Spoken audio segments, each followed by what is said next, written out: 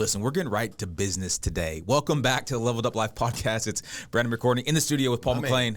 He's already done 87 Zooms this morning, and so he's fired up, ready to deliver some great value to you today. We're going to help you, as always, the best way we know how to do, which is just communicating what we've been through, what we do, what we are trying to figure out. And as we lead teams, as we lead our families, most importantly, as we lead ourselves, we're trying to get better each and every day, grow stronger in our faith, family, fitness, finance, franchise. My word for the year is stronger. I'm trying to get stronger in all these areas. Your word for the year, stewardship. I love that you communicated that on Sunday. It's like, man, taking care of all the blessings that I've already been giving, not necessarily going for more, right? Not what can I add to my plate, but how can I take care of what's already in front of me? And so, man, I love that the Holy Spirit can speak to all of us in different ways and communicate exactly what we need in the right season. And man, I'm just thankful to, like I said, every week get on here with you, glean into some of your wisdom, and hopefully share some wisdom with the people watching today. So we're going to talk about what's really holding us back, right? Or what's frustrating us. I think a lot of us who lead teams, or just it could just be one person. It could be a massive organization. I think every leader really gets to a point where they begin to get frustrated as you lead people, right? Because the truth is we're people. Yeah. And so you can communicate something and then it doesn't get done, or it doesn't get done the right way, or it doesn't get done the way you expected it to get done, or just like, hey, you could say, hey, every morning we show up at 8 o'clock, and then the next morning everyone's rolling in at 8:15. It's like, did I not say that clearly enough, right? And so I think there's all these little hurdles as leaders as we grow and as we expand. And so we're going to kind of talk about 5 of them, maybe things that are, have held us back in the past and maybe holding us back now. And so jump right when into you say 5, like I think everybody on here that's watched is like, okay, this is gonna be a 5-hour podcast, because every time we have points, like we'll get like through the first one, and then it's like, well, shoot, we got to go to we'll make this a 5-part series, but we're gonna try to get through as many as possible. And I love the thought, Brandon, you came to me like, hey, let's unpack this, because I think it's oftentimes if you're not where you want to be yet in 2026, like let me say it this way, you're not pacing, right? Because you're definitely not going to be where you want to be at the end of 2026 right now, being in January, but there's a pace, right? Like, am I tracking? It's kind of like if you want to lose 20 pounds in 20 days, like you need to lose a pound a day. If you're 5 days in and you've lost 2 pounds, you're not pacing. And so I think oftentimes there's things that do hold us back that are probably more important than what we need to go into or go hold on to, or do new things, or step into new things or new disciplines. It's like, what's really holding us back? What do we need to get off our back so we can actually run the race with perseverance? We can run the race without all these hindrances. And I kind of talked a little bit about this morning, Brand. Like, I think the first step as you're moving forward, whether it's building a team or building yourself, is getting a great cloud of witnesses around you. I love that scripture that's kind of like right before like the Hall of Faith, right? Where it's like, you're surrounded by such a great cloud of witnesses, like that you can't deny that where you're going to get there, right? You first have to get to this place where like there's no shot of a doubt that I'm gonna get to my next level. Like this just unwavering, so deep conviction, belief that it's like, oh, I'm gonna get there. There's no question.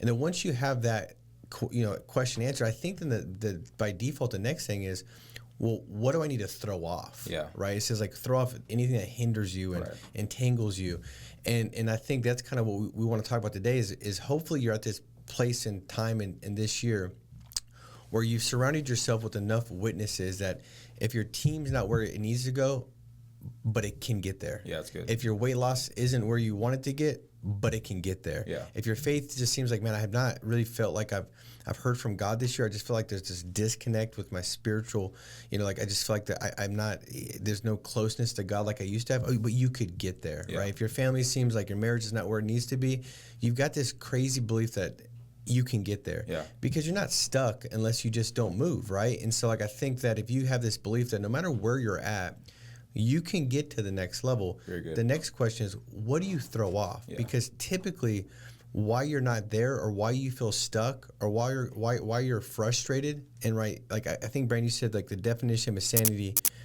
is doing the same thing over and over again and expecting a different result.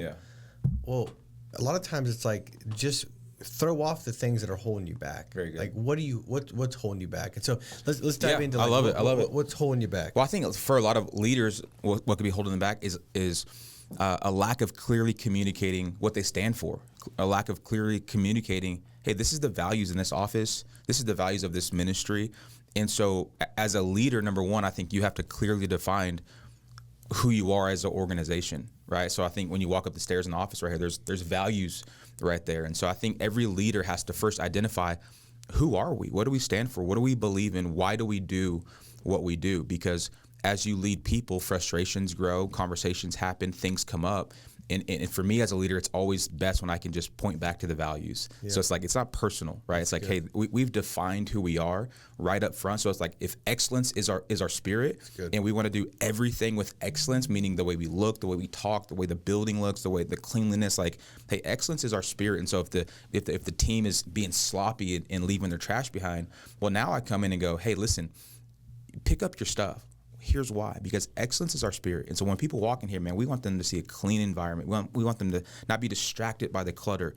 And so don't take it personal, like I'm your dad or your mom telling you to clean up. Listen, this is just who we are as an organization. And so I think as leaders, and this could be the same for your home, right, or your marriage or whatever it is, you got to clearly communicate what you stand for. Why do we show up 15 minutes before we're supposed to be there? Why do we stay late? Why do we dress a certain way? And so I think as leaders, when we don't communicate our values the right way or often enough, we get frustrated. And people just don't know. Like we got a bunch of young guys in the office, and like, man, they've never been 25, they've never been 30, they've never been a dad, and so there's certain things that they just don't know. And so as a leader, you have to teach them, you have to correct them, and it's not a one-time thing. And so I think leaders will often get frustrated because it's like, well, I said the values last year on January 1st at our meeting. Why aren't you guys living them out? Well, it's like, dude, you got to say them every day for them to actually stick. And so that's just at least one of the that's so good. One of the things for me as I lead teams, it's constant communication of who we are and what we stand for. Like as you're speaking, I'm kind of taking an inventory and thinking about like how good of a job I'm doing at that specifically. And I was like, man, I've missed it, because before with a meeting, we would pick a value, and it would just be like, kind of like you start off a meeting, and I even start off like, when I get together with my kids at night, or if I see them for the first time, the first thing I ask is, hey, man, hey, so good, like my son came up last night and he runs up and gives me a big hug, and I'm like, what's up, Bubba? Like he's like, hey, Dad, I missed you. I said, well, what happened good today, dude? Yeah. Like share some good news, and that's a part of my meetings, part of like just my typical interaction. Like, hey, dude, tell me something good that's going on. Like, I just want to, hear some good stuff. And then we'd always go into a value. So we'd have our values and say, okay, today we're going to talk about, and it'd be like 2 minutes. It's very quick because like we got a lot to cover in a meeting. But we want to start with some good news, and we also want to start with the value. And then I would try to figure out and spotlight not just the value, but something that exemplified the value, like something that I caught somebody doing that really reflected the value in action. Right. And I didn't even realize I stopped doing it, but I haven't done that for months and months and months and months. It might have been, I don't think I've done it for the last year. Now I need to start doing it, but because it's so important, because you're right. If the frustration is like, what the value is, but if the person you're leading doesn't know what the value is, you're going to be frustrated. And guess what? It's your fault. Yeah, 100%. It's not their fault. 100%. It's your fault. You know what I mean? And so it's like, you have to teach people how to treat you. You have to teach people how to treat the team. Right. You have to teach people that, right? It's like I was telling my daughter, like, you got to teach the person you're going to go in a relationship with how to treat you, how to see you, the standards you've got, the values you hold. Yeah. If you don't, you can't be mad if they're treating you in any other way. You've taught them to treat you that way. Now, does that mean stick around? No. But that means that you got to make sure you get better, because maybe it was on you. Yeah. Maybe they just didn't know, and you allowed certain things, you tolerated certain responses that allowed that to happen. And so you almost have to look at your teams and say, hey, what have I been tolerating that my values shouldn't tolerate? Right. Like, I've been tolerating somebody coming late, and my value of integrity says you can't show up late because you got to do what you say you're going to do. Right. You say you'd be on your time, so that's a value conflict, and I just love that, because and I think this is so important, because it's oftentimes nowadays, dude, like, people have values on a wall, but they don't have values on their heart. Yeah. Like, it's like it's there, but it's not in here. and it's not on their head. There's no alignment with the true values they've got. And so it's not just about having a platitude on a wall. It's actually living them out. And so I think just as leaders, man, you got to clearly communicate who you are, what you stand for, why you do what you do, and then constantly communicate that with your team, with your family, with yourself, right? Number two, I think the reason many of us may be frustrated as a leader, or maybe something that's holding us back, is we're simply avoiding having hard conversations. And this kind of ties into number one, right? It's like, man, hard conversations are exactly that, hard conversations. And I think as leaders, if you're going to grow, if you have a living organism called this business or this ministry or this team, like that's just a part of leadership. And so, and this is something that I have to do often as I lead an army of volunteers, right? I'm trying to onboard people and communicate values and behaviors and why we do the things we do. And then when I see someone out of alignment with that, it's not like I'm their boss and I'm paying them. So I can just sit them down and go, hey, listen, I'm paying you this amount of money to do this certain thing. And so I think as a leader, you got to learn to communicate difficult subjects that sometimes could be offensive if done the wrong way. But like you got to learn your team and I think each of them individually and how they receive, right? It's my job as a leader to go, how's this person going to receive this the best way? But not just avoiding the hard conversation because it makes me uncomfortable. Mm-hmm. Like I think leadership is uncomfortable. Like having an agent, bring them in here and go, listen, you're killing the culture in this office.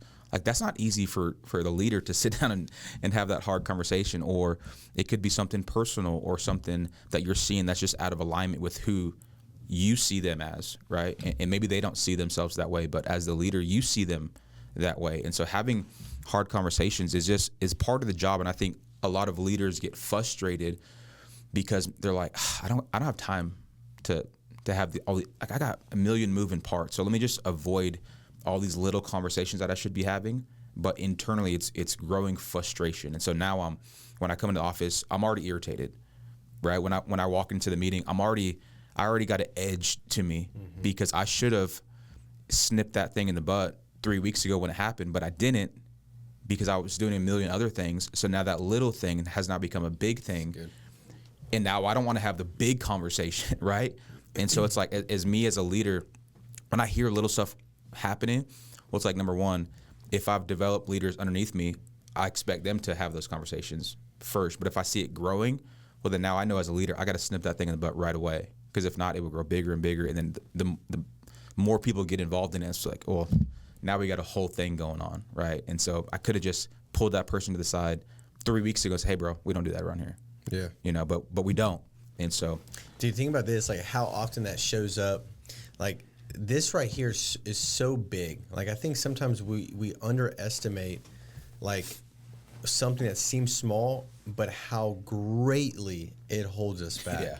Like even to the point of like you don't have that conversation, and so now you're doing a meeting, and the whole time in that meeting, you're talking about their issue with that one person, and so the 45-minute topic is really just pointed at that one individual, and that's not the main thing that 80% of the room needs to hear.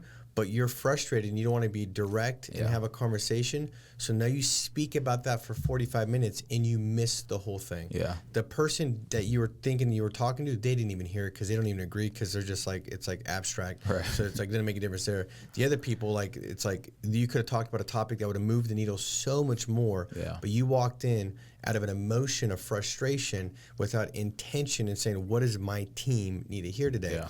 And I just remember hearing this a long time ago from Dave Anderson. I'm going to give you guys a quick framework to it, and then we'll go to point three. But like, clarity is kindness. Like having conversations. Like I remember working with an executive assistant I had a while back, Brian, probably 10 years ago, and I was doing a poor job leading. Like I didn't give clarity to what a win looked like. And I remember having a conversation. She started crying, and she was crying because she thought she wasn't performing well. And she wasn't doing a good job. And I left there thinking, like, I have really missed it, like not letting them know what a win looks like. Yeah. Because she was doing really good, but I hadn't, like, let her know, like, hey, you're doing a good job. Yeah. This is a win. And, like, how detrimental that is from a leadership standpoint, because now when she goes back home from work, she's a mom. She's a spouse. And so she's now thinking about her job and how she's underperforming. So she's not showing up with this fulfillment and passion because most of your hours spent in a day is spent working. So she's like, almost feels like she's losing in the thing that she's spending most of her time doing. Yeah. And it was my fault as a leader.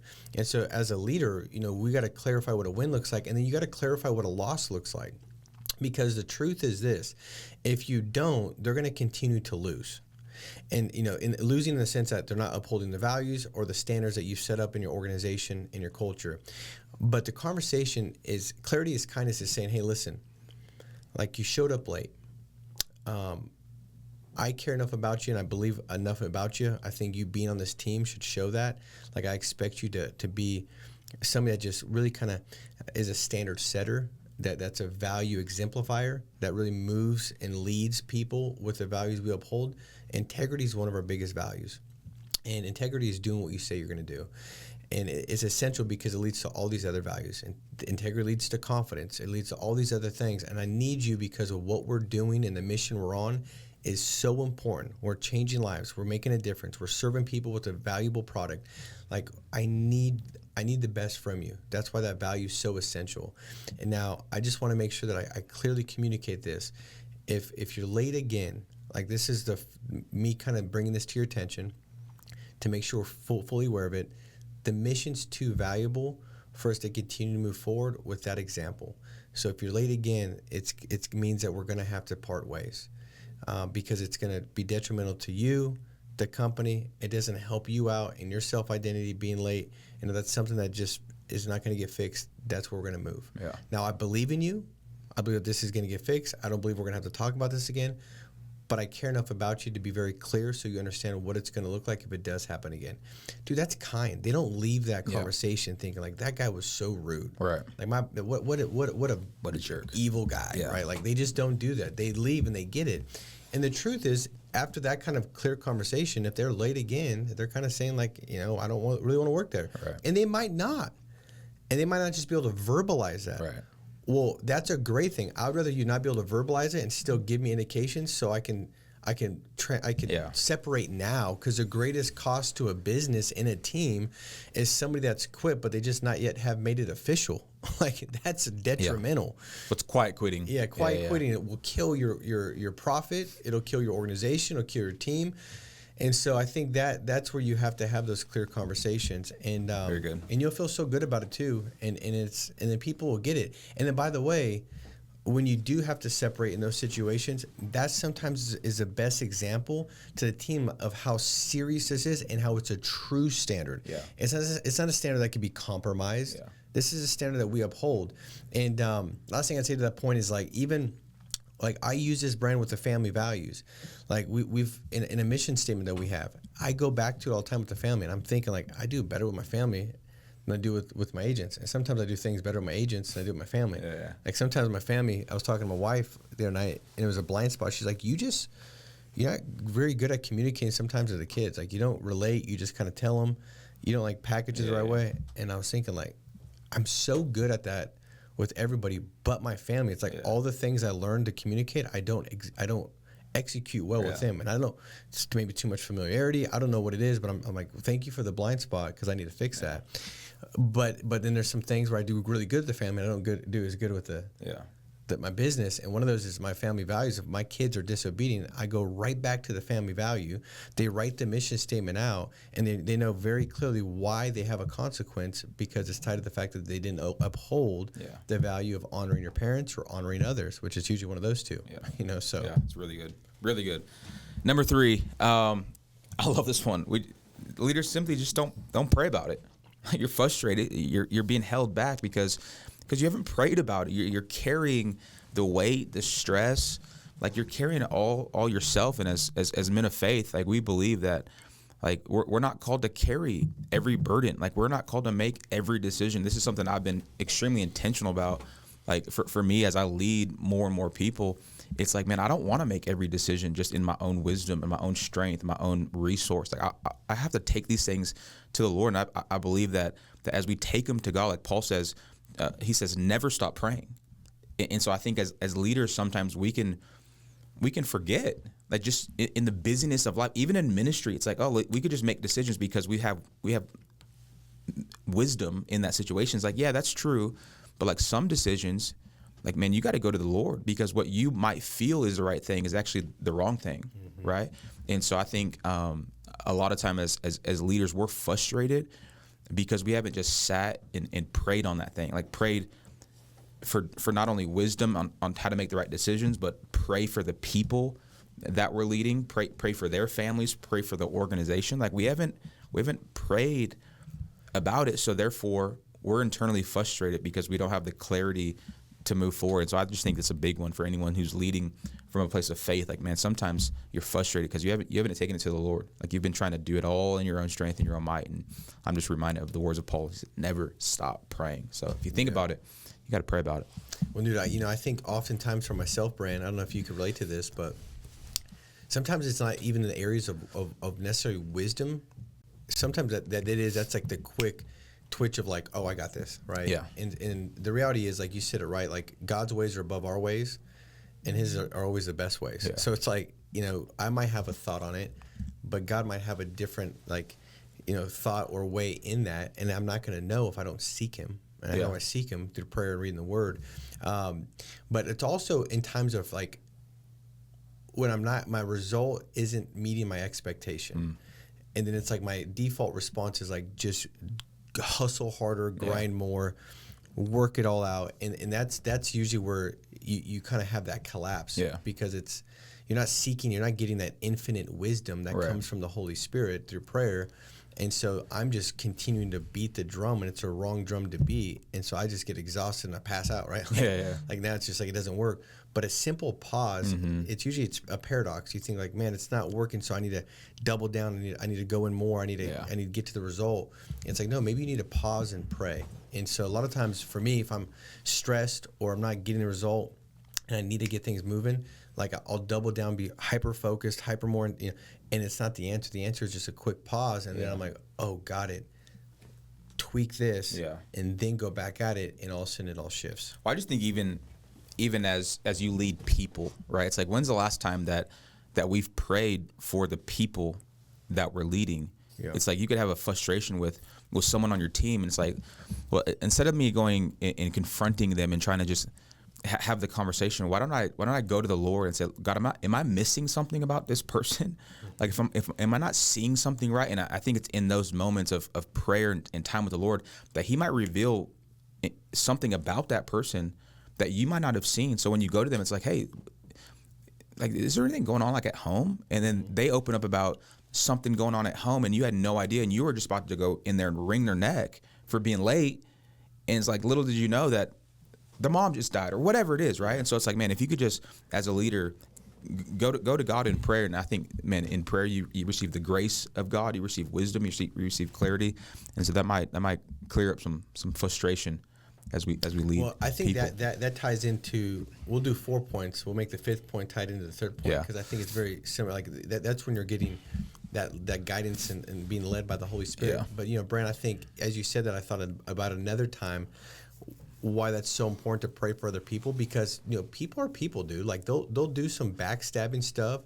They'll do some stuff that you can't make sense of sometimes. Like in your own mind, you can't logically explain, like, why would that person do that? Yeah. Like I was trying to help them. I went out of my way. And sometimes it's people that you go out of the way most for, and you do the most for, that are the least grateful and most entitled. Yeah. And it's a hard pill to swallow. Yeah. And so for me, when I'm going into a conversation with that person, I have to make sure my heart is right, or I'm going to miss it. I'm going to miss the delivery. I'm going to miss, making the impact. And the praying for them, sometimes it's a great way to just release the resentment and the unforgiveness that maybe you've harbored because of some of the things that they've done, or maybe some of the things that they've done to let the team down, or hurt the team, or hurt the business. And like going into that, you got to first get with God so you can release that, because you can't release some of those things on your own accord. Yeah, you can't just sit there and meditate it away. Mm-hmm. Like you can't just breathe it away. Like you got to give it to God, and God, like, take this from me, right? Like just as you've forgiven me, God, help me forgive them. Yeah. And so very, very important. All right, last one is lack of follow up. Hit it, bro. Hit it. Well, I think when things aren't happening the right way. You're giving instructions and you're delegating tasks and assignments, and you're having meetings. As a leader, it's our job to follow up all the time. And we've hit this a lot, but it's so true. Because number one, follow up requires time, energy, conversation. And so you have to have the understanding as a leader, as a parent, that you give instructions to your kid. I tell my kids to get in the morning, every morning, go put your shoes on, go brush your teeth. 10 minutes later, they still haven't brushed their teeth or put their shoes on. So it's like, as their dad, I got to continually follow up and not just think because I said it one or two times that they're going to actually do it. Same is true with adults. It's like, man, we give these tasks to people, and as a leader, it's our responsibility to follow up. I think follow up, a lot of people I think avoid it because it's like, man, I know they didn't do it, therefore I have to have a hard conversation. I know they didn't do it, therefore I have to spend this extra time in my day. And so I just think as a leader, maybe the reason you're frustrated is because you've just been not following up, and in many different areas. And so I just think it's super practical, but super important to put it in your calendar, even schedule. I think even as an agent, right, as you're growing your team, as you're providing service to clients and stuff, I think sometimes we can become very transactional. And it's just like, man, I did that one thing, we connected in that moment, we set everything up the right way, and then it felt great in the moment, but that person loses that feeling or that connection in 30 days. So when they get a $50 draft out of their account, they're like, what the heck is this? And then they cancel it, and then you're so busy doing all these other things, you're like, why the heck would they cancel? We had such a connection. Forget it, I'll move on to the next one, not knowing that $50, they just had a miscommunication somewhere in their own mind. And so that quick follow-up could have been like, oh yeah, that is why I bought that thing. But we avoid it because it takes time, energy, effort, conversation. And so like maybe the reason we're frustrated with our business or why certain things are happening is because we're just not making the time to follow up. And so I would even say as a leader, even for me, it's like, man, I put it in my calendar. This time, these hours is when I follow up with conversations I had on Sunday. Because in person, man, everyone loves you. And it's like, or they share stuff with you, or they'll ask you for prayer. But it's like, do you have a dedicated time to actually follow up with the people to really prove that you love them? Because, man, in person is easy, but the true relationship and the way you show you care is by doing it when it's inconvenient, right? And so I think as leaders, man, we got to schedule time to follow up in our day. So, man, it's so good. I think, Brand, that was such a great analogy to connect that point. Like, it's almost like when you get a phone call from a customer and you don't want to take it because you fear the worst. Yeah. I think that shows up in all different areas. Like, you don't want to have the conversation with your spouse because you fear the worst. You don't have a conversation with the person on your team because you fear the worst.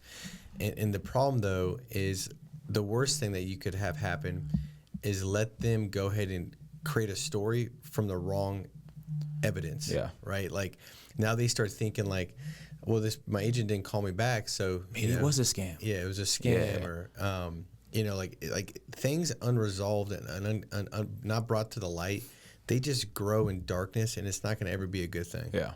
And so I just think it's so important to just, follow, even like the last thing I'd say on the follow-up, man, is like, we have a lot of like good meetings every Monday, where we get on with like a leadership team and we go through like things to help move the company. Yeah. And what I realized is like, we have a lot of great ideas. Yeah. But the execution is a whole different thing. Yeah. And the frustration a lot of times comes from like, dude, and then you start thinking about the next thing. And it's like, no, let's just fix that. It's kind of like you said, if your kid comes and tell them to go put your shirt on and they come back and their shirt's still off, you don't say, what do you want for breakfast? Right. But that's oftentimes what we do in all kinds of areas. It's like, no, go put your shirt back on. Well, no, I got a question. No, go put your shirt back on. They come in, what shoes should I wear? Your shirt's off. Go put your shirt on. What shoes? Go put, and then we get to the next point. I think oftentimes, even with people we work with, they want to come and they didn't execute, but they have another question that's not related to the execution on the thing you already told them to do, and then we'll entertain it. Yeah. And so now we're really frustrated. Now there's multiple things, there's no execution. And so I think whether that's using Monday.com or whatever platform you can use to really have things written down, and then making sure you're looking at that to follow up and have the execution. And Brian, I thought what you said was so good, and I don't want nobody to miss that. Like, booking a meeting from a meeting. Like always, that follow-up meeting is really more important than the original meeting in the first place. Yeah. But it's so oftentimes we think, oh, because we stated it, because we uncovered it, because we spotlighted it, it's good. No. That was step one. Step two is more important. It's like, now what's the execution, which is going to be the solution to the problem or whatever was discussed. Very important to do. Very good. And so, very good. Man, loved it. Thank you for putting together the points today, bro. Because it was good. I always enjoy going through and tackling some points that I know will bring everybody value. They bring me value. Hopefully it brought you value on here today. If it did, why don't you share this? Because maybe there's somebody out there that this is something that's going to really help them let go of whatever's holding them back as they go after the best year yet. And I believe 2026, I don't know about it, but it's just this feeling. I don't know if you've got it. If you don't have it, hopefully you listen to me long enough until you start to develop and get it. But I feel like this is going to be a massive year, and I'm believing that for you, for your family. So make it a massive week. Be strong. Stay steadfast. We love you guys. God bless you.